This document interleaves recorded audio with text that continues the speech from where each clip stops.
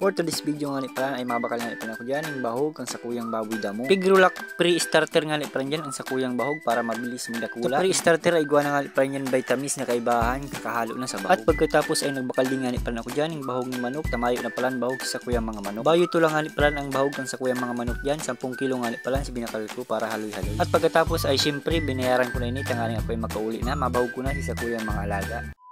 Pagkauli ko nga ni pala ay tig-prepare ko na si mga bahog para mabahog ko na si sakuyang mga alaga. At pagkatapos ay binahog ko lang at pan dyan si sakuyang baboy damo. Talagang gutom na pala siya kahalat sa kuya. Ang haloy-haloy mo man kaya. So yan, kung nakikita nyo talagang gutom na siya kahalat sa kuya. Nahaloyan kasi ako pagbakal ng bahog. Pagkatapos kong pala mabahog dyan si baboy damo ay nagsirin ako hindi sa kurungan kong manok. Ako ay mabahog na naman ng manok. Bali kinuha ko nga pala dyan si tubigan ninda.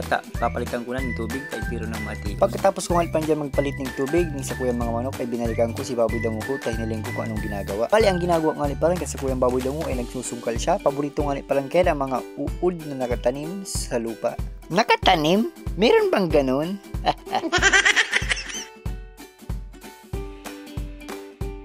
So hanggang igdi na muna nga ni pala ang sakuyang video. Maraming salamat sa panonood. Bye bye and God bless.